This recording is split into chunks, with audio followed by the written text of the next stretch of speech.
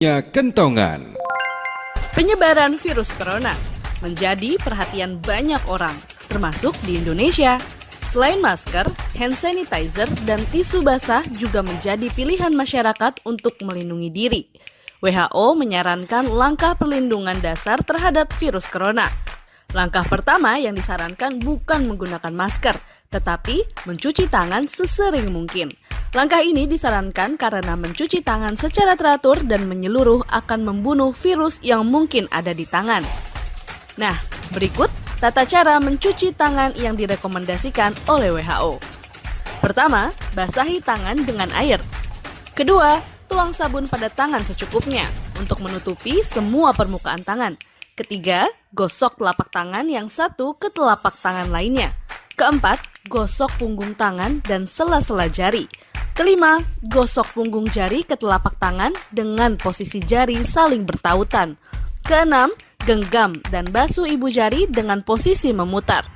Ketujuh, gosok bagian ujung jari ke telapak tangan agar bagian kuku terkena sabun. Kedelapan, gosok tangan yang bersabun dengan air mengalir. Dan yang kesembilan, keringkan tangan dengan lap sekali pakai. Jika dalam kondisi tertentu tidak ada air dan sabun atau tidak dapat menggunakan air dan sabun untuk membersihkan tangan, solusi lainnya adalah dengan menggunakan hand sanitizer. RRI Radio Tanggap Bencana. Selamat datang di Pro 4 FM, Ensiklopedi Budaya Keindonesiaan. Kalau di acara ini namanya Ngaca bareng Yosi dan juga Amo. Betul. Jadi yang mesti kita lakukan ketika kondisi udah begini ya, udah pulang balik lagi kerja menghadapi dunia nyata. Ternyata kita dengar pedangdut, sahabat-sahabatku semuanya Sahabat-sahabat, di seluruh dunia. Baiklah, Marli, hari ini kita akan ngebahas apa di rumah Rere? Nah, itu dia tadi bagaimana teteh ajak traktir, janji ke teteh belum bisa diwujudkan. Iya. Terus sekarang jelek tapi miskin. Iya. Jelek tapi miskin. Wah, ngaco lu. Dari Transjakarta ini dalam mendukung Asian Games itu hanya diberikan pada libur nasional ya, dan juga pada setiap akhir pekan. Kita kedatangan elemen reunion, tetapi kali ini mereka kembali lagi dengan single terbarunya. Karena saya berkesempatan untuk bertemu dengan Bapak Jenderal TNI Purnawirawan Agung Gumelar. Tentunya bersama JJ. Dan saya Dede Firdaus dan ada Rain. Indonesia support for the Palestinian people struggle for gaining their independence. Lagu Suling Bambu udah gak ngetop lagi. Karena udah diganti sama flute. Oh, Suling Bambu udah gak ada sekarang. Oh, flute.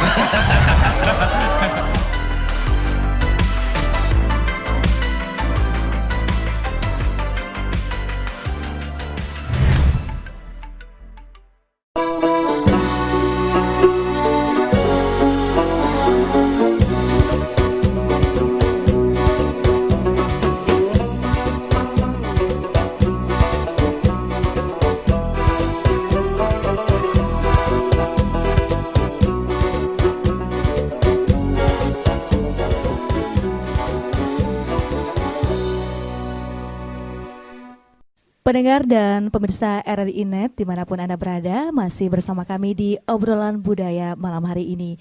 Banyak hal yang belum kita ketahui seperti apa dengan tahapan-tahapan dari adat istiadat pernikahan masyarakat budaya Melayu yang ada di Kecamatan Sekayam Perbatasan Indonesia Malaysia. Saya beralih ke Pak Long nih. Pak Long, kita pengen tahu nih Pak Long, seperti apa pelaksanaan tahapan perkawinan ataupun pernikahan adat istiadatnya, baik itu dari merisik, melamar, betunang, ngantar uang, siribosar hingga perkawinannya. Iya, terima kasih Mbak Sri. Untuk tahapan yang tadi sudah disebutkan oleh Pak Ngah dari ngerisik sampai ke tahap lamaran pernikahan itu pada 1 hari atau 2 hari sebelum pelaksanaan pernikahan, itu malamnya itu sebenarnya ada ritual mungkin adat bahwa kita itu ada istilah kalau kita itu bertangas. Bertangas. Bertangas itu ibaratnya kalau prakteknya kalau kita di sini sering menggunakan tikar pandan. Di tikar pandan itu di bawahnya kita kasihkan wangi-wangian yang dimasak. Jadi itu simbolnya untuk menghilangkan bau badan. Kemudian secara anunya ritualnya, maksudnya bahwa itu untuk menghilangkan buang sial kita. Nah, itu. Kemudian kalau itu untuk yang laki-laki maupun perempuan sama saja. Kalau yang untuk yang perempuan itu ada bepacer istilah kita itu. Bepacer untuk kuku-kuku perempuan itu dikasihkan. Nah, itu tahapan 1 hari sebelum pelaksanaan. Kalau kemudian untuk dari pelaksanaannya itu kan ada juga yang diistilahkan dengan palang pintu kita. Itu perasaan pengantaran pengantin pria ke rumah mempelai wanitanya. Nah, Palang pintu. Ya. Palang pintu itu bagaimana Pak pengertiannya? Palang pintu itu filosofinya sih sebuah tes yang dilakukan oleh pihak mempelai perempuan kepada mempelai laki-laki, yang mana istilahnya menanyakan kesiapan lahir batin sebelum memasuki perkawinan, istilahnya meminang seorang anak dari pihak mempelai perempuan. Oh iya, berarti dari pihak laki-laki, pihak perempuan juga kayaknya ada bawa leader gitu, pemimpin begitu atau bagaimana? Pak Long. Nah, itu pada posisi palang pintu itu ada sebuah rombongan pihak mempelai pria yang kemudian ada diwakili oleh salah satu palang pintunya. Jadi artinya kesiapan dari pihak pria ini ingin masuk ke rumah mempelai perempuan. Jadi sebelumnya itu dihadang oleh rombongan pihak perempuan kepada pihak laki. Di situ akan diadukan istilahnya kalau secara adatnya itu berpantun. Berpantun balas pantun nanti baru akan ada posisi palang pintu berupa silat.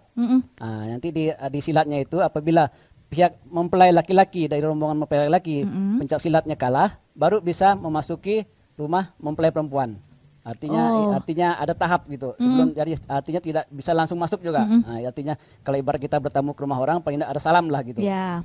Oh, berarti ada tata caranya. Berarti itu pantun-pantun yang disampaikan juga merupakan kunci begitu ya, untuk masuk ke rumah mempelai perempuan begitu. Artinya bahwa pantun itu dilakukan antara pihak mempelai laki-laki dan perwakilan pihak mempelai perempuan. Berarti itu disiapkan dengan kedua belah pihak mempelai begitu? Ya. Oh iya, baik.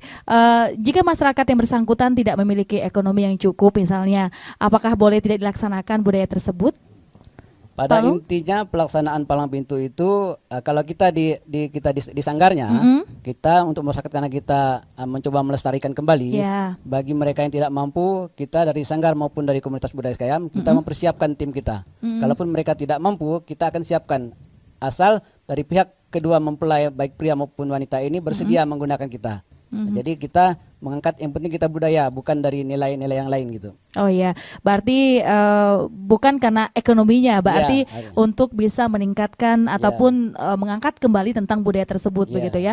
Karena saya juga jarang sekali melihat, kalau dulu mungkin masih dilaksanakan, tapi di zaman modern seperti ini kalau di Kecamatan Sekayam masih melakukannya atau ada beberapa yang sudah menghilangkannya begitu, Pak Long? Pada dasarnya untuk di Kecamatan Sekayam sendiri kita tetap melaksanakannya. Itu tadi kembali kepada kedua belah pihak mempelai pria maupun mempelai wanitanya. Apabila mereka menghendaki diadakannya untuk adat istiadat atau ritual ini, kita tetap istilahnya menyumbang. Dari kita dari sanggar kita akan tetap melakukan karena yang kita lihat untuk mengangkat seni dan budaya yang tadi. Itu maka bagi mereka yang masih mau melaksanakannya kita tetap melaksanakan. Oh, berarti itu persetujuan dari pihak kedua belah pihak. Artinya kalau mereka ingin menggunakan kita tetap melaksanakan karena yang kita lihat nilai budaya yang tadi. Nilai budaya tadi. Baik, saya beralih ke Pak Ngah. Kita juga pengen tahu nilai apa sih yang sampai sekarang masih terus dilakukan oleh masyarakat Melayu Sekayam dalam budaya pernikahan atau perkawinannya, Pak Ngah? Terima kasih. Jadi sekarang ini zaman now. Zaman now ya. Zaman milenial. Mana yang dipersingkat, biasanya mereka mempersingkat. Kemudian mana yang dipertahankan, sepanjang itu menyangkut masalah yang sakral, mereka akan tetap mematuhinya. Contoh yang paling sederhana tadi palang pintu. Contoh yang paling sederhana tadi betangas. Contoh yang sederhana tepung tawar terakhir. Kemudian malam pertama biasanya inilah. Jadi seharusnya pengantin mendapat hadiah malam pertama, tapi malam pertamanya gagal. Kenapa Karena itu, pada Pak? malam pertama biasanya ada kegiatan pertama hazrah dulu. Oh, masih ada lagi gitu ya? Masih ada. Kegiatan malam pertama adalah hazrah. Kemudian malam yang kedua adalah jepin. Kemudian malam yang ketiga adalah besair, pantun dan sebagainya. Oh ya, berarti setelah ijab kabul itu masih ada tahapan-tahapan lagi yang harus selesai begitu ya? Kalau sampai saat ini masih nggak Pangah dilakukan khususnya untuk masyarakat budaya Melayu Sekayam? Sebagian, saya katakan masyarakat kita kan terbelah menjadi dua. Ada masyarakat yang betul-betul berpatokan dan patuh. Mereka masih mempertahankan adab dan budaya seperti ini. Kemudian ada masyarakat yang ngambil jalan singkat, bypass. Jadi malam ini upacara, siang hari sampai malam upacara pernikahan. Besok dia bilang kita mandi, katanya. Jadi tepung tawar dan mandi yang terakhir itu penutup. Jadi penutup kedua belah mempelai, laki dan pria dimandikan. Pada waktu mandi itu biasanya ada sesajen dalam bentuk telur, kemudian rokok, sirih, pinang, pisang dan sebagainya. Dan ini yang disebut dengan satu adat yang kurang tadi, namanya bebuang. Bebuang? Ya. Itu apakah masih dilakukan oleh semua warga atau secara tradisi tertentu? Biasanya kalangan orang-orang tua mereka baik secara terang-terangan maupun sembunyi masih melakukan adat bebuang itu. Adat bebuang itu contohnya seperti sebelum bagaimana? pernikahan, sebelum pernikahan ijab kabulnya mereka udah memberitahu leluhurnya dulu. Nah, kemudian pada waktu tepung tawar mandi yang terakhir mereka memberitahu bahwa upacara itu sudah selesai. Sudah selesai. Nah, bahannya seperti telur, kemudian rokok, kopi, sirih pinang, buah pisang dan sebagainya lah dipersembahkan atau dihanyut di sungai air Sekayam itu sendiri. Oh begitu, berarti masih ada kepercayaan adat istiadat budaya Melayu tentang pernikahan. Baik, itu tadi beberapa hal yang juga menjadi tahapan-tahapan penting dalam adat istiadat pernikahan budaya Melayu Sekayam. Kami akan kembali untuk Anda tetap bersama kami di Obrolan Budaya. Maksud rombongan dakula datang ke situ, hendaklah duduk bersanik dengan Siska di dalam. Dengan Pak Tamrin niat masuk sebelah tidak hanya datangnya. Rupanya tamak rumah peranting nak bersanik bunyinya. Nanti pihak kira-kira pergi ketua tentulah melalui pengadang. Lengak-lengok ngelak banyak lalu bang. Kalau pihak bunyi niat hajat rombongan untuk datang, sebelum tamak tentulah permisi ketuk lo lawang. Ibarat kita bertamu bagi nak semua tamak ketuk lo assalamualaikum ke kuti pihak bah. Berani ketuk lawang.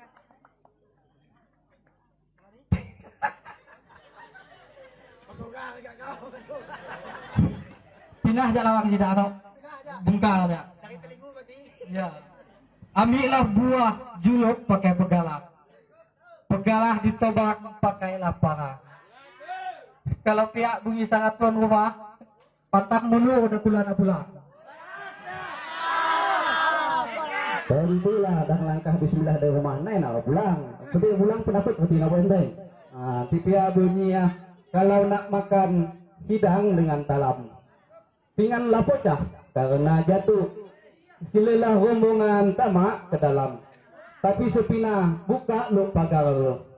Kalau nak minta pagar, dak pula ada pendekar. Ada dia pendekar? Ada, siap dak pulang. Pendekar apa dulu? Kira-kira. Dah pihak peminta apa? Sila.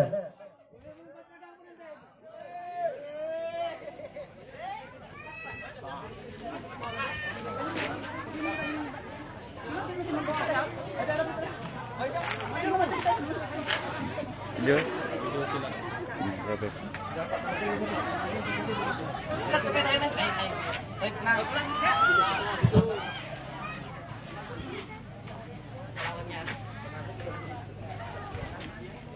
Tahu dulu untuk giliran untuk itu kan biar kena. Banyak.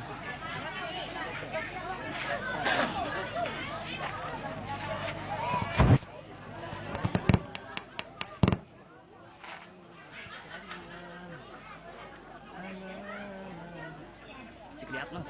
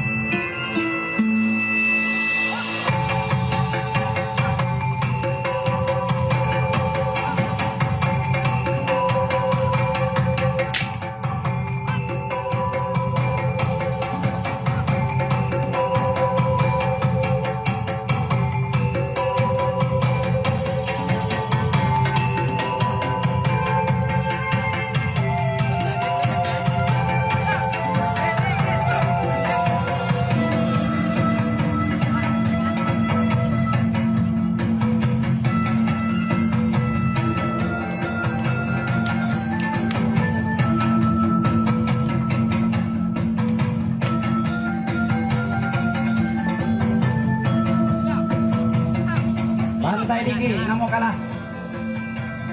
kalah. Kalau kita kalah, pulang ya kita. Oke? Pulang harus pulang. Pulang. Pulang nggak, kalau kalah nggak. Udah jadi nerima tamu itu.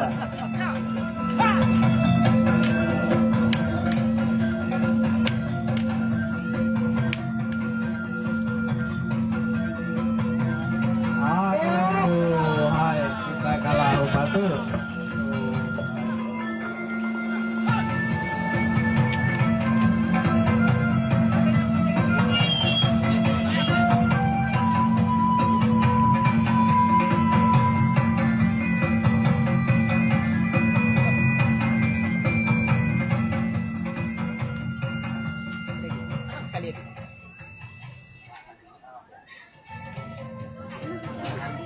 Tuh menginang aja maka hati. Tuh terakhir untuk memberi persembahan dah. Tes.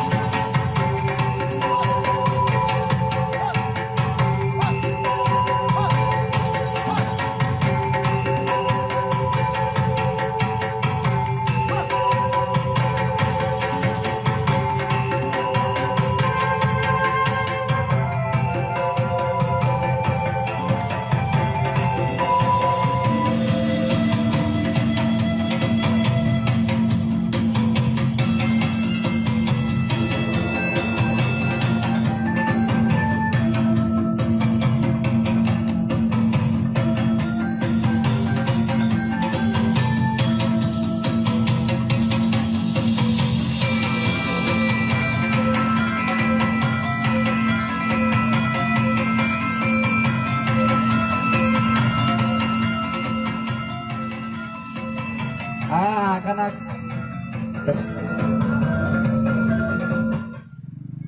jadi cerita itu karena kita dikalah Pak Tamrin, mau tak mau tamu kita suruh tamak tuh. Terimanya no. Kalau pihak makanlah rujak haruslah pakai cuka. Rujak dimakan nyanau ke dinding. Silalah rombongan pengantin lelaki tamak. Karena mada sabah rupa nak besanik. Oh, udah pasti dah lama nunggu dah tadi. Pihak pantas sama mada sabah rupa.